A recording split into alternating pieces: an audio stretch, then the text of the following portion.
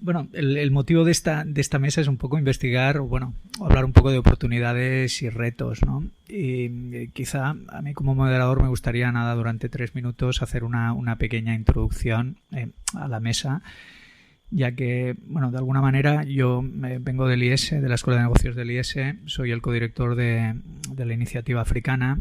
Y bueno, un poco, claro, nosotros podemos dar un poco nuestra visión desde el IES. Llevamos de alguna manera casi ya más de 25 años, ¿no?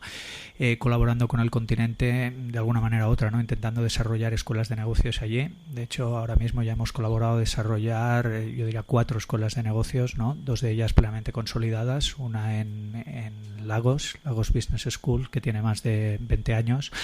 La otra en Kenia, en Nairobi, que es Strathmore Business School, y más recientemente pues la Escuela MD en Costa de Marfil y también la Escuela de Negocios en Angola, que gestionamos también con la ayuda de nuestros partners en Portugal, ¿no?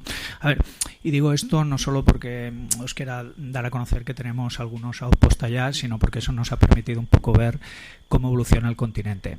Y a mí siempre me gusta un poco, ahora pasaré la palabra, pero siempre decir lo mismo para motivar estas sesiones de trabajo sobre África. Sobre África a lo mejor conocemos muchísimo, o hay mucha información, digamos, a nivel macroeconómico, las grandes cifras macroeconómicas, ¿no? PIB, Producto Interior Bruto, población, desarrollo, riesgos, corrupción.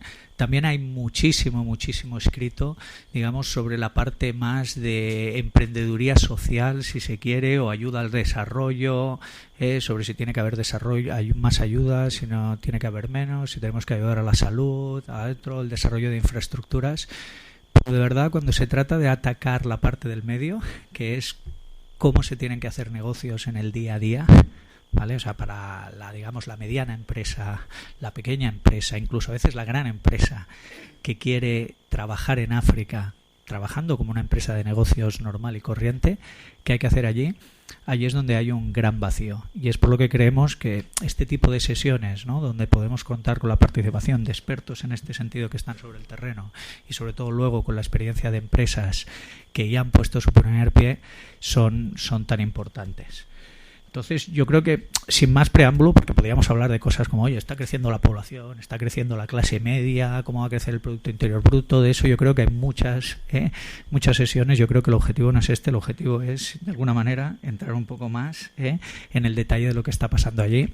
Y para ello, pues bueno, hoy contamos con la presencia de Florence, ¿no? Que nos va a hablar de su experiencia, supongo, y su conocimiento en West África. También de Silvia, que nos va a hablar de Sudáfrica. Y perdonad, pero como tenemos un pequeño vacío en East África, si queréis yo jugaré un poco en la medida de lo posible que haya preguntas. A ver, no es que yo tenga mucha gran experiencia, pero llevo 8 años yendo a East África, pues un poco ese vacío que podamos tener en East África, Kenia, Tanzania, Uganda, pues intentaré cubrirlo yo. Oye, pues casi sin más preámbulos, como moderador os lanzaría una primera pregunta muy rápida, ¿no? No sé, a ver, vosotras estáis muy metidas en esas economías. Por decirlo de alguna manera, muy rápido, ¿cuáles son, digamos, las economías o los países que pueden ser más prometedores y por qué, ¿no? Y quizá, mira, podemos abrir con West África, tú, Florence. Sí, perfecto. Gracias, pues gracias a todos por estar aquí. Un poco, bueno, como decía Alejandro, la idea es de daros un poco nuestra sensación, ¿no? Desde el día a día del terreno, ¿no? Sobre las economías más prometedoras. A ver, muchas veces me preguntan cuáles son las más emergentes. Como dices, puedes mirar las cifras, puedes mirar las tasas. Todos son emergentes y son emergentes con tasas de crecimiento todos altas, pero con altibajos, ¿no? Entonces, yo para contestar esta pregunta diría que las mejores perspectivas para 2016-2017 diría que se centran en Costa de Marfil, sobre todo, ¿no? Que es un país donde pues muchos capitales se han desbloqueado, que está creciendo mucho con muchas inversiones en infraestructuras para este año, proyectos muy positivos con inyecciones de fondos del Banco Africano, del Banco Mundial y mucha inversión del sector público, ¿no? No puedo hablar de África del Oeste sin hablar de Nigeria, ¿no? Que es la primera economía no solamente de la región, sino del continente africano con 180 millones. Nigeria, sin duda, sigue y un mercado prometedor, ¿no? Ahora está pasando un momento complicado, ¿no? Sabéis que han bajado los precios del petróleo este último año y tienen muchos retos en estos momentos a nivel de negocio. Si hay empresas que estáis exportando aquí en Nigeria, seguramente lo habéis notado con vuestros distribuidores o importadores, para poder tener acceso a dólares, ¿no? Para poder, hay una presión sobre la naira, una gran diferencia entre el tipo oficial y el tipo del mercado negro, y entonces pues el Banco Central nigeriano impone cuotas a las empresas, ¿no? Sobre todo las empresas que importan productos acabados que ya se producen en Nigeria, como puede ser simplemente la salsa de tomate o incluso el arroz, ¿no? Para intentar pues que todo lo que se pueda producir en Nigeria se compre en Nigeria, ¿no? Lo que pasa es que esto es un tema también de medio largo plazo, que la industria local tiene que ajustarse, ¿no? Entonces se espera en Nigeria una devaluación. Ya han empezado a depreciar un poco, pero no se sabe si será brutal o por etapas, ¿no? Pero sigue siendo el mercado más grande de la región, donde nosotros trabajamos y seguimos trabajando mucho, ¿no? Por el volumen. El acceso a Nigeria, bueno, todo el mundo lo ve a veces como un mercado complicado, que los nigerianos a veces problemas de seguridad. Yo personalmente es un mercado que me gusta mucho por la proactividad de los nigerianos y de las empresas locales, ¿no? En concreto, bueno, yo estoy ubicado en Accra, Ghana. Este año está mejor que no el 2014. Es un año de elección también en Ghana. Tenemos elecciones en noviembre. Y quien dice año de elecciones en West África dice también pues inversiones y proyectos de carreteras y de infraestructuras por parte del gobierno, ¿no? Después creo que habrá preguntas sobre los sectores, ¿no? Pero yo creo que Costa de Marfil como más positivo al corto plazo, ¿no? Medio plazo, pues hay los puntos estratégicos de la zona que son claramente para la África del Oeste anglófona, Nigeria y Ghana, ¿no? Y la francófona, no debemos mencionar también Senegal, que sigue estable, que está haciendo muchos esfuerzos de desarrollo de su industria, ¿no? De desarrollo de hub de nuevas tecnologías. También hay proyectos muy interesantes también en Senegal.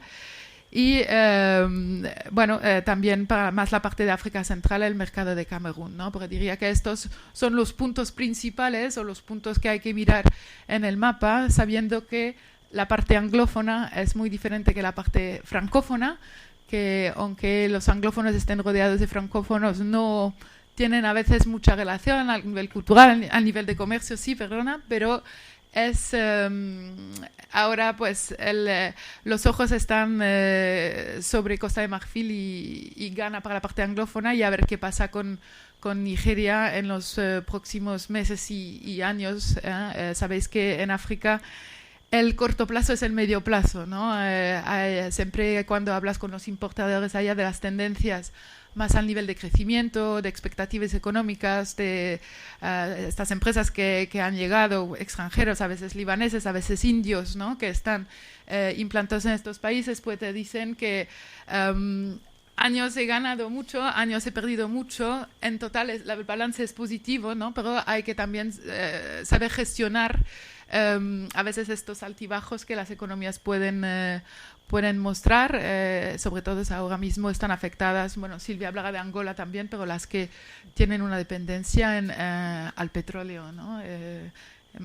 Una economía como Nigeria de 180 millones, espero que sea también una oportunidad para ellos para entender que hay que hacer más esfuerzo, ¿no? Para desarrollar su industria, que no puede ser que una economía tan grande tenga tanta dependencia al sector del petróleo y esté tan vulnerable, ¿no? A choques como el que han vivido este último año, ¿no? El motivo por los cuales Ghana, Costa de Marfil, Senegal siguen países estables porque no dependen tanto de los recursos o de un monorecurso, ¿no?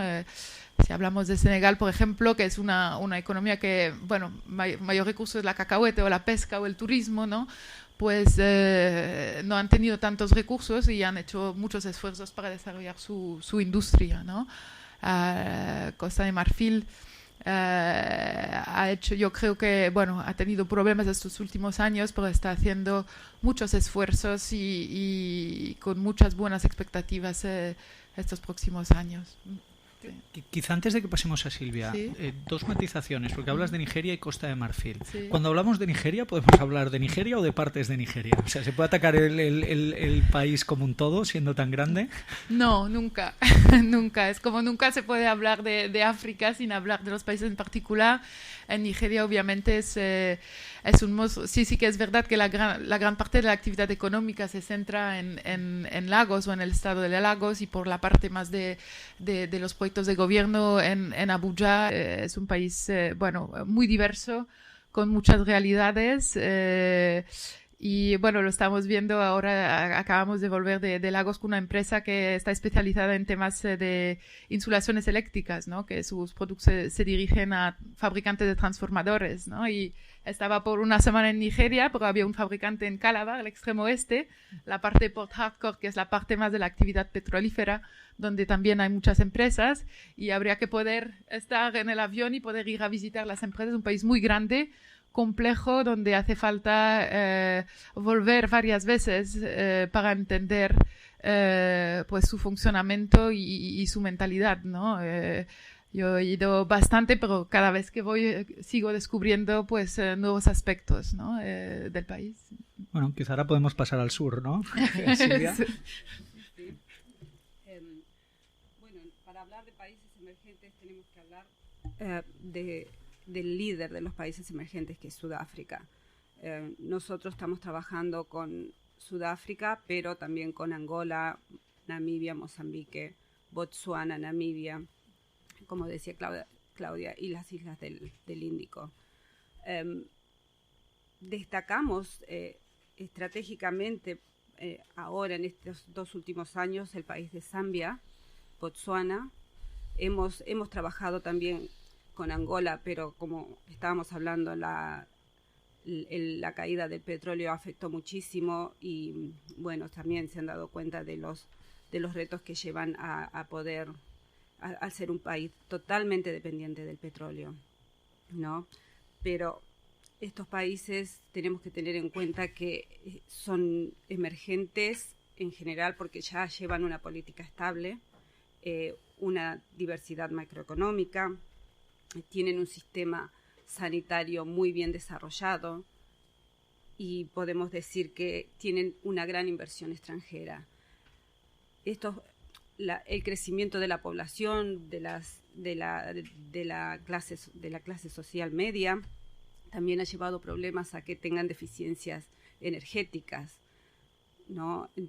Y estas deficiencias energéticas están siendo bien afrontadas por el gobierno, donde vemos una gran cantidad de empresas extranjeras ya puestas en estos países, instaladas. Nosotros hemos pensado que el crecimiento de Zambia, que ha ayudado mucho al país de Sudáfrica en el crecimiento agroeconómico, y ha llevado también a comunicar todos estos países en el sistema ferroviario por el transporte de las mercaderías, la construcción de infraestructuras, y han hecho que la economía sea mucho más dinámica y que esté llamando cada vez a más inversiones en general. Muy bien. Bueno, que quizá por matizar, ¿no? Y por decir, oye, si tuviese yo que dar mi quiniela en el este de África, evidentemente hay que empezar por Kenia, ¿no? Porque Kenia es el hub.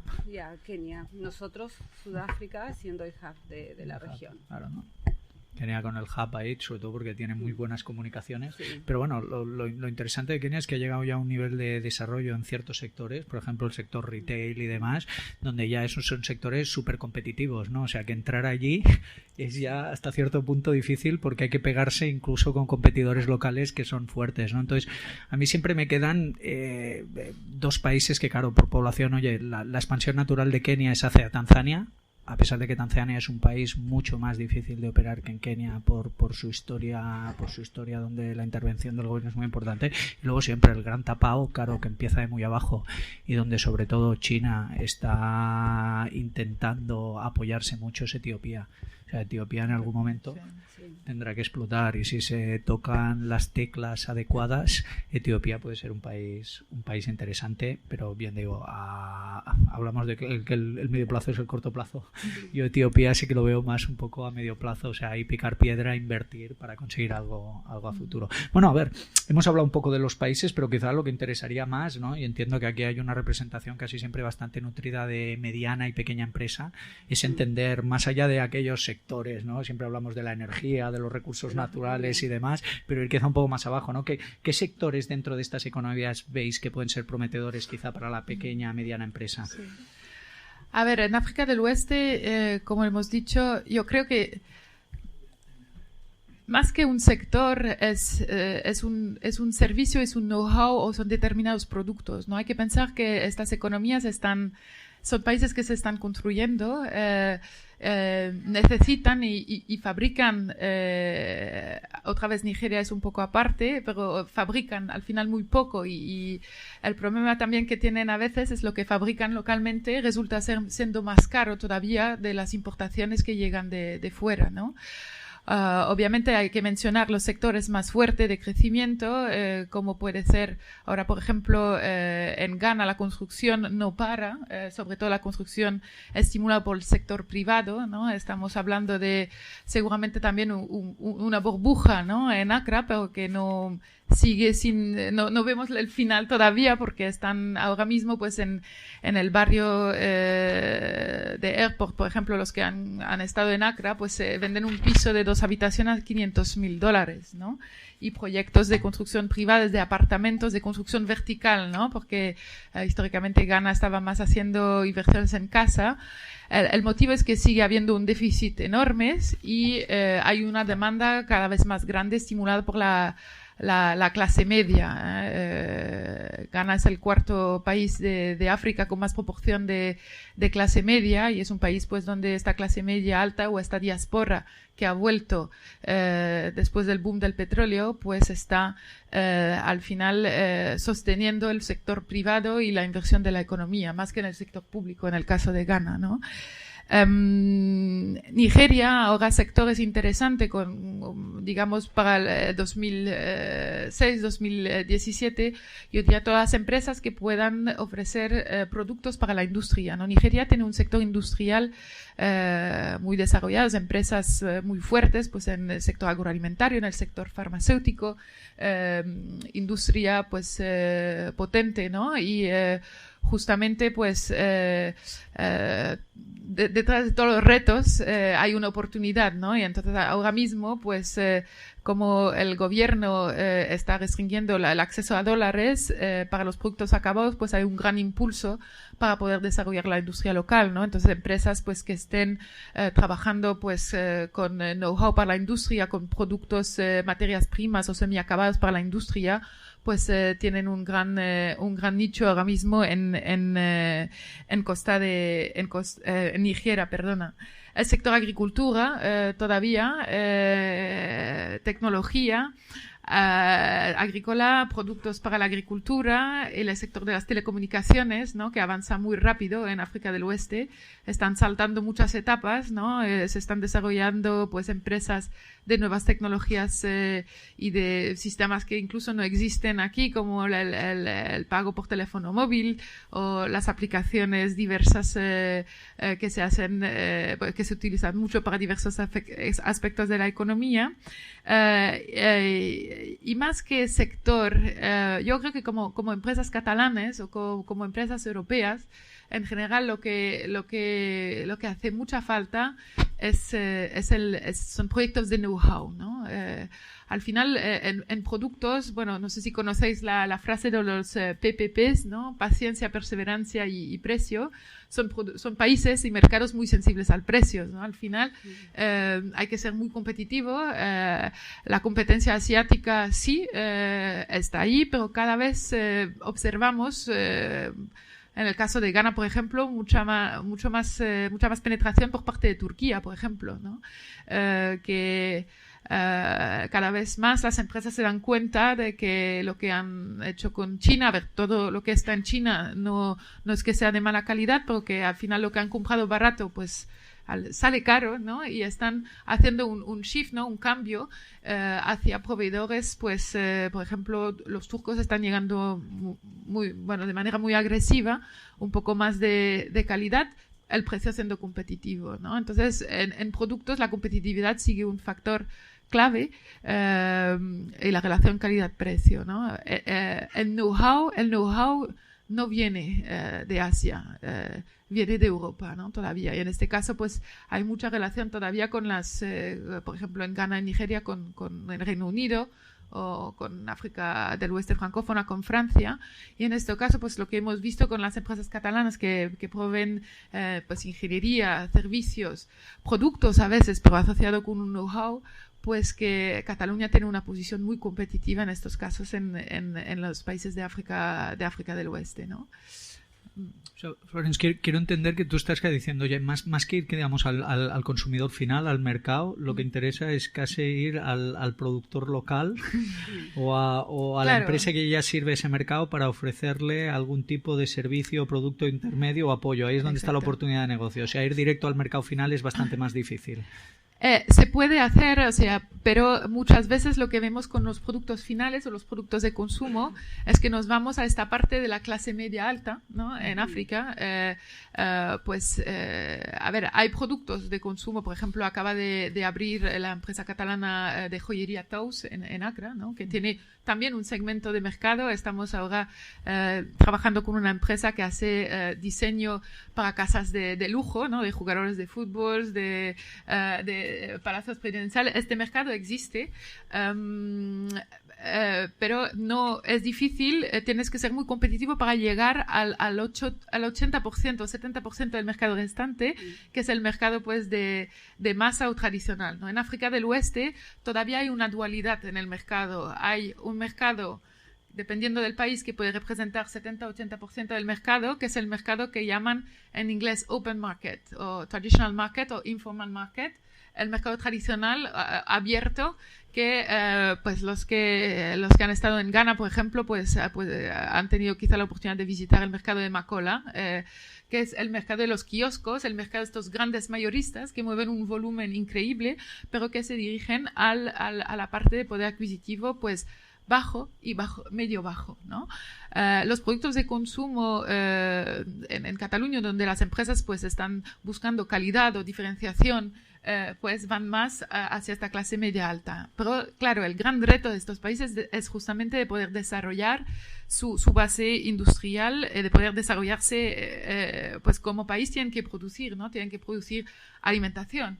No puede ser que un país, otra vez como estoy hablando de Ghana, ¿no? Pero que tiene un río con agua todo el año y un delta, pues esté importando casi todo su arroz, ¿no? Hay que desarrollar que puedan producir ahí, en este caso, pues necesitan know-how, necesitan saber cómo producir, darles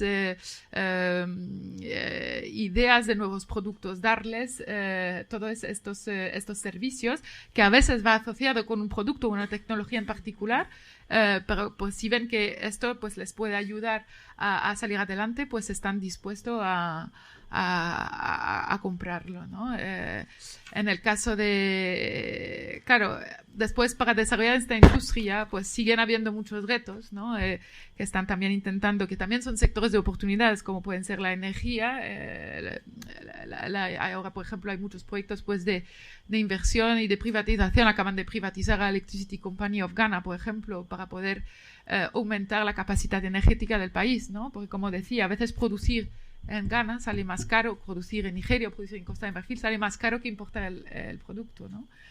Silvia, ¿la visión desde el sur es parecida o hay ciertos matices? No, es un poco diferente, digamos, porque si hablo de Sudáfrica es un país muy desarrollado, con una eficiencia muy, muy esencial y basada en los países europeos, pero sí tiene muchas oportunidades, porque sigue presentando oportunidades constantemente. Ahora, la deficiencia eléctrica que tiene el país, que afronta el país, es muy grande, porque en Sudáfrica todo depende del carbón. y de aquí a 10 años el carbón va a estar casi extinguido en el país.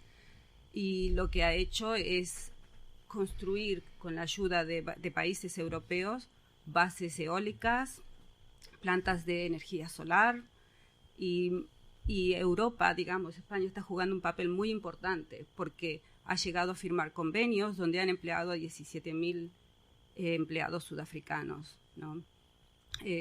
También ha llegado el convenio entre Sudáfrica y Namibia, donde están construyendo en el desierto del Kalahari, y hay convenios ahora también con otra parte. Hay que trasladar las mercaderías. Sudáfrica, por más que es un país súper eficiente en la producción agrícola, no puede abastecer ni el país ni la región. Entonces importa la infraestructura, importa la maquinaria.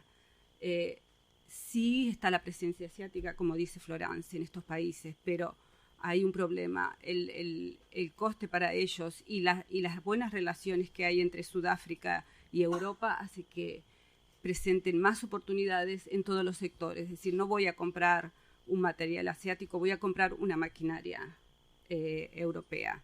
Ahí está la influencia, no digo que no, pero la oportunidad que hay en la parte de infraestructuras y ferroviaria es muy grande, porque la conexión para el transporte que hace Sudáfrica para transportar sus mercaderías, porque importa un 80% de su consumo, y lo que hace es producir localmente, lo distribuye en el África, pero importa un consumo muy grande para la parte local y también lo redistribuye. Hacen un papel muy importante las cadenas de distribución de gran consumo, y Sudáfrica ha llegado a abarcar casi hasta, digamos, el norte de África con su distribución. Sí, hay muchas empresas en África del Oeste, por ejemplo, que son cadenas ShopRite, que es la que tiene mayor presencia. Sí, Woolworths. Son empresas que... Woolworths era una empresa australiana hasta el 2007 y se independizó totalmente de Australia y es completamente sudafricana y sería como un Corte Inglés, una forma de decir. Después hay varios niveles de tiendas, ¿no? Como un Checkers que distribuye se dirige a todo tipo de población y tiene de todo, ¿no? Pero en Checkers, en una estadística, el producto que ellos venden es casi el 80% importado. Después, si vamos a las grandes oportunidades, más allá, Zambia es un país que se está desarrollando muy bien en infraestructuras. Obviamente necesita de todo, está teniendo mucho respaldo de Sudáfrica, pero también de Inglaterra y otros países. Sería bueno aprovechar y decir, bueno, en qué puedo, cómo afrontar para poder llegar también. Nosotros estamos ahí tratando de captar más oportunidades y ver cómo podemos introducir más servicios. Muy bien. O sea, básicamente, si tuviese que hacer un resumen, me quedo con como 2-3 cosas que habéis dicho, ¿no? El primero es apoyo a lo mejor a las compañías de bienes de consumo locales, ¿no? Con partnerships o lo que sea, a través de apoyo tecnológico, ¿no? A los procesos de manufactura y demás. Luego venta de maquinaria, ¿vale? O insumos para sectores que están tirando muy para arriba, como si fuese la construcción y otras, y luego todo lo que vaya relacionado con desarrollo de energías, ¿no? De energías renovables. Ya que ahí de nuevo es el apoyo a tecnologías específicas, claro, sí. ¿no? El año pasado, para el fines de 2015, habían más de 100 empresas españolas en energías. ¿Pero en toda la cadena o...? En todas. En toda la cadena, Nosotros estuvimos, ¿no? con algunas catalanas tratando de incentivar. Y hay empresas instaladas. Sí, en energía en África del Oeste y el tema clave también es el tema de la financiación, ¿no? También hay que saber que el acceso a capital en África del Oeste es caro, o sea, son tipos de interés normalmente a 2 dígitos, ¿no? Si tienen que hacer un préstamo al banco local, ¿no? Entonces, muchos proyectos tienen que buscar la financiación desde fuera. Obviamente en este sentido también hay que destacar el aporte, la aportación muy importante en la zona de organismos como Banco Mundial, Banco Africano de Desarrollo, Unión Europea en algunos programas, ¿no? Pero en los grandes proyectos de infraestructuras yo creo que es clave pues ver quién puede traer la financiación, ¿no? Generalmente hacen un consorcio y traen la financiación desde fuera, ¿no? Bueno, creo que luego tendremos una mesa que se sobre hablará esto, mucho más específicamente sobre eso, ¿no? Entonces se exacto. vendrá. Bueno, pero de alguna manera ya habéis entrado directamente en la parte ya no solo de los negocios, sino los retos, ¿no? Y de ahí sí que me gustaría que fuésemos un poco precisos, ¿no? Porque hablamos muchas veces de retos muy arriba, ¿no? Entonces me gustaría bajarlo, ¿no? O sea, a ver, casi la pregunta sería más que pros y aspectos a considerar. Ahora, si yo soy una empresa mediana, básicamente veo una oportunidad, por ejemplo, en el sector de la construcción. No soy una empresa mediana que digo, oye, puedo vender cierta tecnología o ciertos suministros o cierto producto, básicamente a una multinacional que está intentando operar allí o al gobierno. ¿Cuáles son las cosas que tendría que considerar a la hora de entrar en cada una de estas regiones o en estos países? O sea, como las 3 cosas claves. Tener el buen partner. Sí, hay que tener un buen partner. Tener el buen socio, partner. Sí, es un buen socio local que pueda entrar a todos lados y evite tus retos que tienes pensado. ¿Cómo me van a pagar? Primero y principal. ¿Cómo voy a entrar con las mercaderías al país? Ellos saben, desde que ellos importan todo, lo hacen todo ellos. Es mejor decirle, te vendo el producto y nada más. Factura y ellos se encargan de todo. Porque si no tienes un buen partner, las cosas se dificultarían casi un 80%.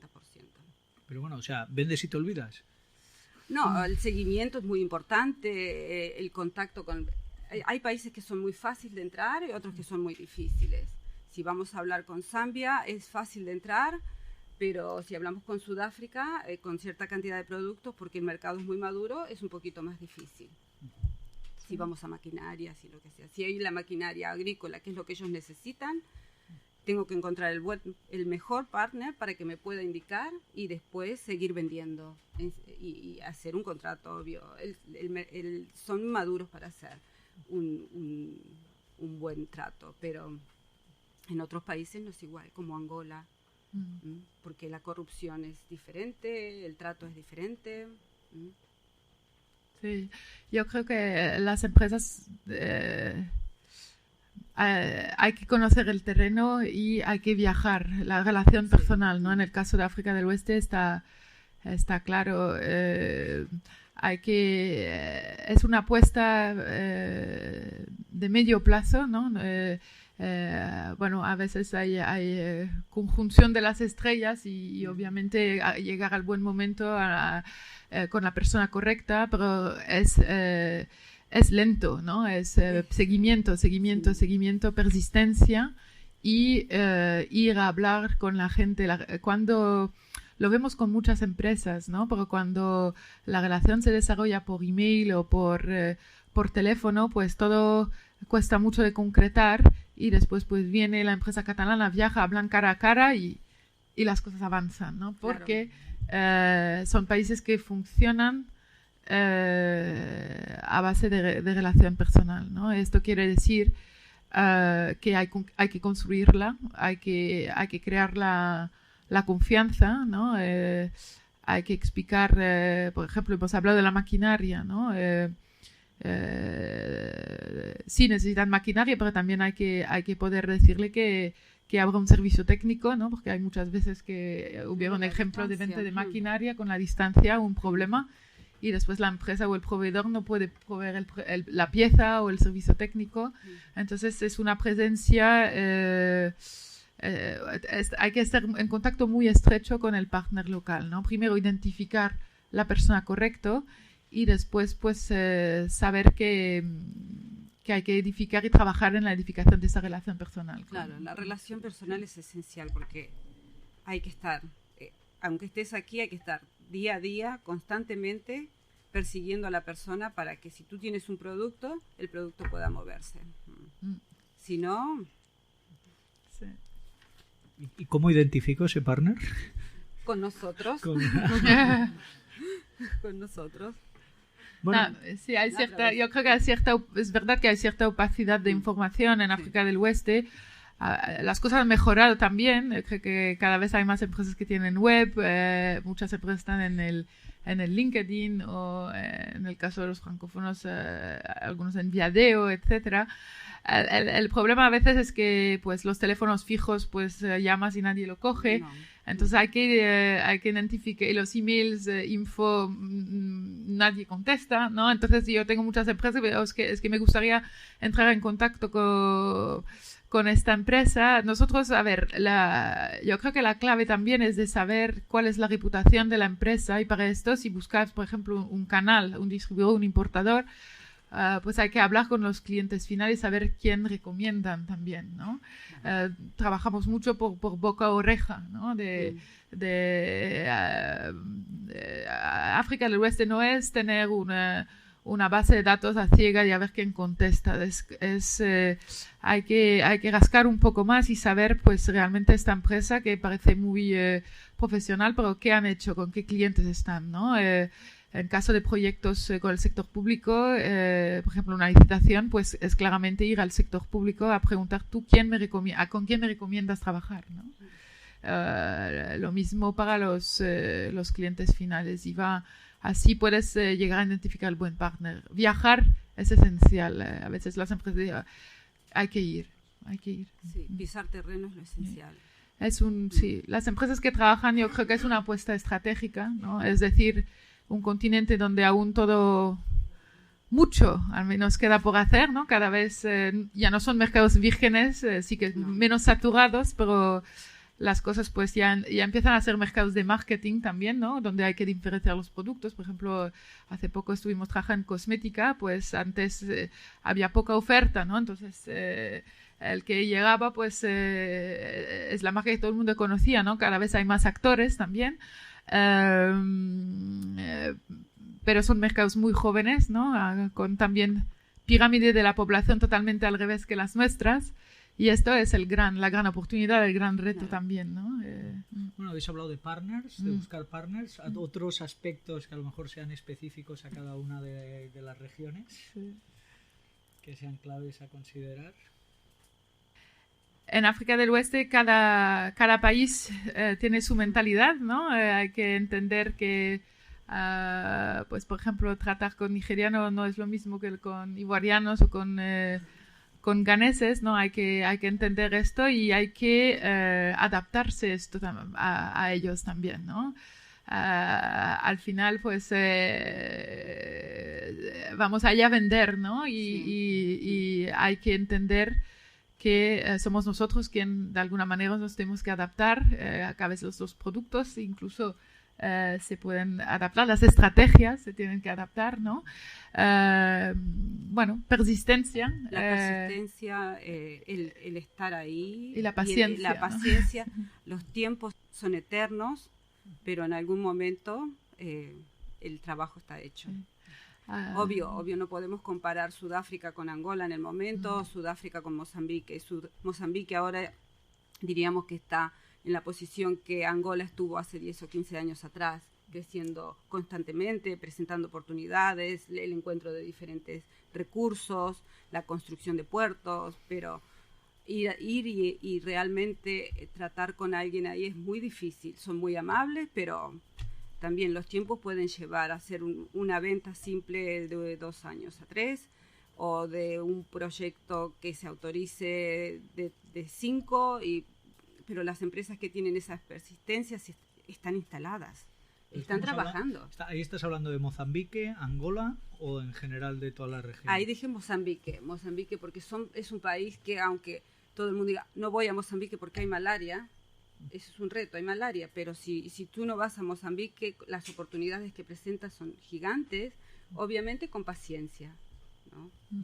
Sí, yo creo que, a ver, las empresas hay que hacer este pequeño lazo, a lo mejor empezar con un pedido pequeño, pero con un partner fiable, e ir creciendo con ellos, ¿no? Un poco lo que estamos viendo con las empresas catalanas es de poder tener un pie pues un poco en Costa de Marfil, un poco en Senegal, y intentar pues que esta relación con el partner, con el distribuidor, con el cliente, pues se mantenga y se alimente, ¿no? Para pues cada año crecer un poco más, ¿no? La paciencia sí, pero es verdad. Es verdad, muchas empresas están llegando, ¿no? Y yo creo que es claramente una apuesta estratégica. Y otra vez que el corto plazo en África es el medio plazo, quiero decir, sí. Hay que tenerlo muy claro. Hay que tener claro los timings. Bueno, yo tengo bastantes preguntas más, pero hemos llegado como a la parte donde me gustaría un poco abrirlo ya al resto de público, ¿no?